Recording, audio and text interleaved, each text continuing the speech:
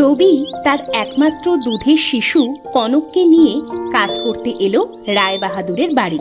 বিশাল বাড়ির দেখাশুনো মালির কাজ একাই সে প্রায় করে ফেলতো। পরিবর্তে পেত থাকা খাওয়া আর বছরে কিছু জামা কাপড়। কিন্তু একদিন ঘরে বিপদ। রায়বাহাদুর শয্যাশায়ী হলেন। এ আমার কি হলো গো, আমার কপাল বুঝি পুড়লো গো, হায় হায় হায় হায়, ওরে আমার এ কি সর্বনাশ হলো, হায় হায় রে। কাঁদবেন না গিন্নিমা, আমি এক্ষুনি কবিরাজ ডেকে আনছি। ওরে হতভাগা, কবিরাজ ডেকে আর কি হবে গো, আমার কপাল বুঝি এবার সত্যি সত্যি পুড়লো গো। তুই বরং উকিল ডেকে আন। উকিল? কেন গিন্নিমা? উকিল নয় তো কে? বলি কর্তা মরার সময় কাকে এত বড় সম্পত্তি লিখে দেবে তা জানতে হবে না? আর এখন বাঁচবেই বা কিভাবে? তার চেয়ে ভালো সব ভাগাভাগি হয়েই যাক। কিন্তু গিন্নিমা। চুপ, যা বললাম তাই কর, শিগগির নিয়ে আয়। আচ্ছা গিন্নিমা, আমি যাচ্ছি। রবি উকিল আনতে বের হবে, তখন হঠাৎ রায়বাহাদুর বাবু কথা বলে ওঠে। রবি শোন, এদিকে আয়।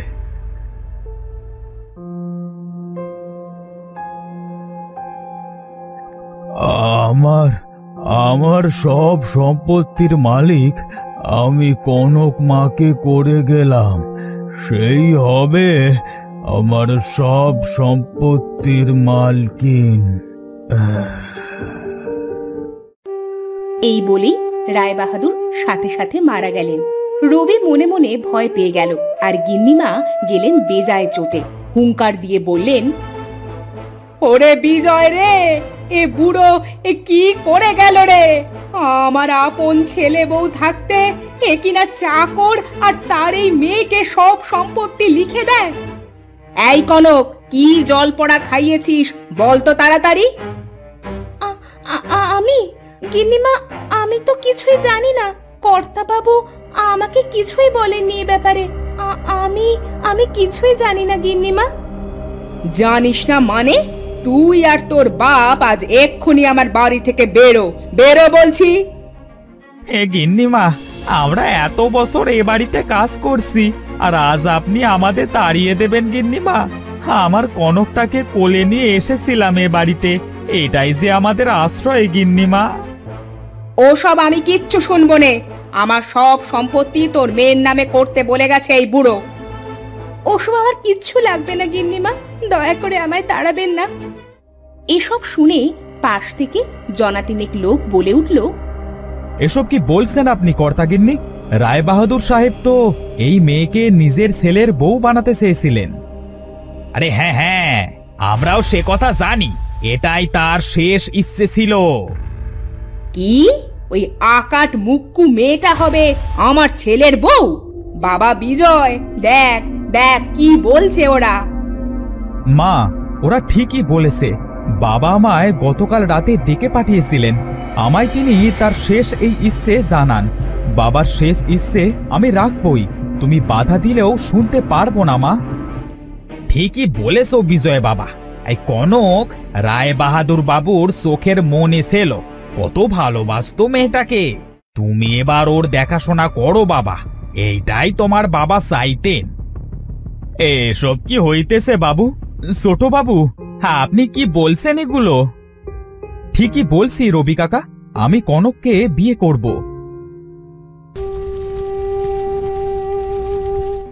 বাবার অন্তিম কাজ শেষ করে বিজয় মায়ের অমতে বিয়ে করলো কনককে। সবাই খুশি থাকলেও রায়বাহাদুরের স্ত্রী মনে মনে কনককে একেবারের জন্য সরিয়ে দিতে চাইল দুনিয়া থেকে।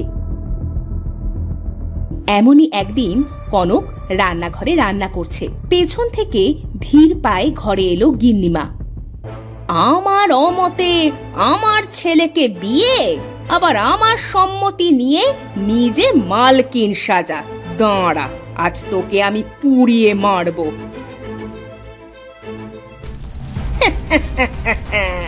ধর, বেশ করে আগুন ধর। বাঁচাও বাঁচাও, কে আছো? বাঁচাও, আমি যে পুড়ে যাব, আমার শাড়িতে আগুন! বিজয়, তুমি কোথায়? বিজয়, বাঁচাও! ডাক শুনে তড়িঘড়ি বিজয় এসে দেখে কনকের শাড়িতে আগুন। এক ঘটি জল ছিটিয়ে আগুন নেভাতে যাবে এমন সময় আগুন আশ্চর্যভাবে একাই নিভে গেল। হে কি, আগুন একা একা নিভে গেল কিভাবে? কি ভয়ানক আগুন লেগেছিল! আমি তো ভেবেছিলাম আমি বুঝি মরেই যাব। কিন্তু আগুন লাগলো কিভাবে? আর মা, তুমি এখানে দাঁড়িয়ে আছো চুপ করে, অথচ কনকের শাড়িতে আগুন নেভানোর চেষ্টা করছিলে না? আমি তো নেভাতে যাব, তখনই তো তুই। মিথ্যে, সব মিথ্যে। কে কে কথা বলে? কোত্থেকে কথা বলে? সকলকে অবাক করে দিয়ে রায়বাহাদুরের আত্মা তাদের সকলের সামনে প্রকাশ্য হলো। তুমি কি গো, এখানে তুমি কিভাবে এলে?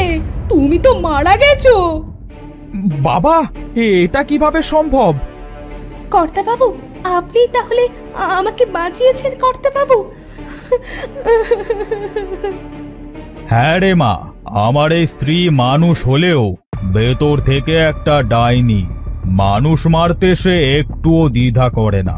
তোদের ওর হাতে একা সেরে যেতে মন মানল না, তাই আড়ালে সব বিপদ থেকে রক্ষা করতাম। বিপদ? কি বলছো তুমি এসব বাবা? আমি তো কিছুই বুঝতে পারছি না। শোনো তবে কি হয়েছিল আজ থেকে 21 বছর আগে। কি খবর বন্ধু, কেমন আছো? ওমা, এই রমেশ বন্ধু যে, এতদিন পর! আরে এসো এসো এসো। আরে বৌদিও আছেন দেখছি। আরে আসুন আসুন আসুন। ওগো গিন্নি, তাড়াতাড়ি এসে দেখে যাও কারা এসেছে। আমার সেই বাল্যকালের বন্ধু রমেশ আর তার স্ত্রী বেলি বৌদি। এসো এসো। ও মা, আসুন আসুন, বসুন। তা কোনো খবর না দিয়ে হঠাৎ এলি যে বন্ধু? কোনো বিপদ টিপদ নাকি? হ্যাঁ, তা একটু বিপদই বটে। আমার বিশেষ কাজে কিছুদিনের জন্য ভিন গায়ে যেতে হবে, কিন্তু তোমার বৌদির এমন অবস্থায় ওকে নিয়েও যেতে পারছি না। ভাবলাম এ গায়ে তো বন্ধু জমিদার রায় বাহাদুর আছে, তার শরণাপন্ন হই। তা বেশ করেছো বন্ধু। বৌদি, আপনার কোনো অযত্ন হবে না এখানে, আমার স্ত্রী তো আছেই। বাঁচালে ভাই, বেশ দুশ্চিন্তায় পড়ছিলাম। তবে এখন উঠি বন্ধু, আমায় আবার রওনা দিতে হবে। সে কি, এখনই চলে যাবে? যেতে হবে বন্ধু, বেশ দূরের পথ। এখনই না বেরোলে রাত হয়ে যাবে পৌঁছাতে। বেশ বন্ধু, তবে বেরিয়ে পড়ো।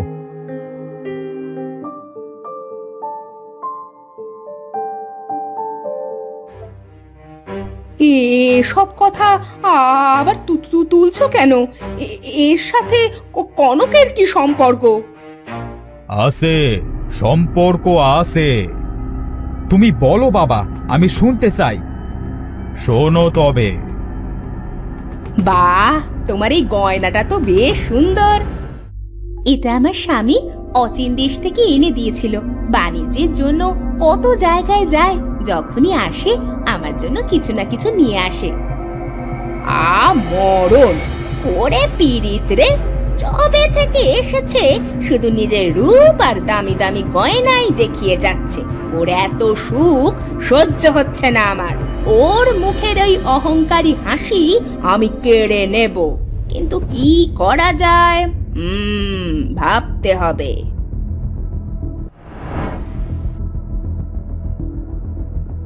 কদিন পর বেলির প্রসব যন্ত্রণা উঠল, আর রায়বাহাদুরের স্ত্রীও সুযোগ পেয়ে গেল বেলির মুখের হাসি কেড়ে নেওয়ার।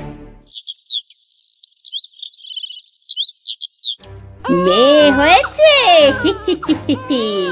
তোদের এই সুখ আমি আজই ভেঙে দেব। এই মেয়েকে আমি জলে ভাসিয়ে দেব। যাই, এটাকে তুলে নদীর পাড়ে যাই, কিন্তু কেউ দেখে ফেলার আগেই।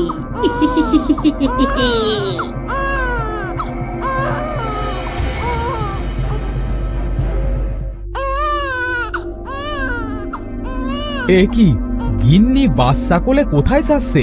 ও তো সদ্যজাত সন্তান। আমার বন্ধু আর তার স্ত্রীর সন্তান নিয়ে গিন্নি কোথায় যাচ্ছে? না, আমায় তো দেখতে হবে। যাই, পেছনে পেছনে যাই।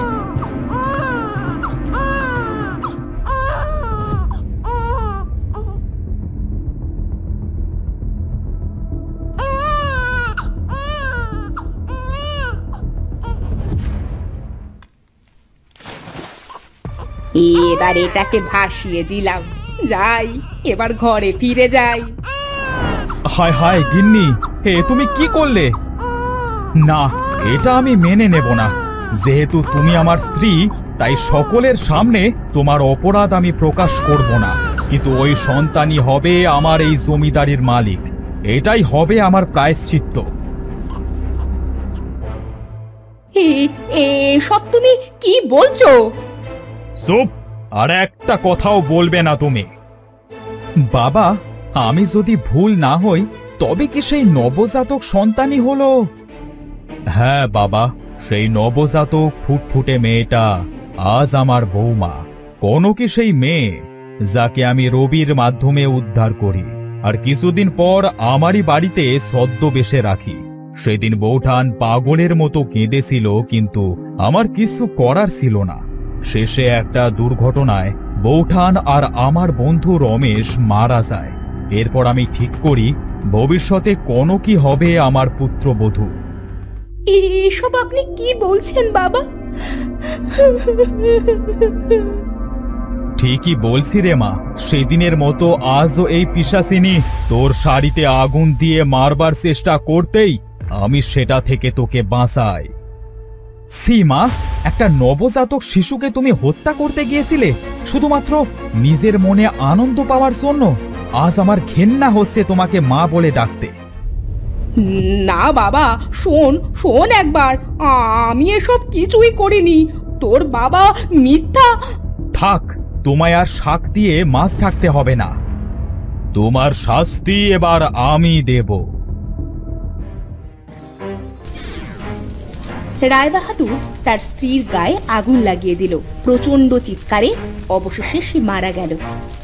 কি কি কি করছো তুমি? ওগো, তুমি কি করছো? না না, আমায় ক্ষমা করো।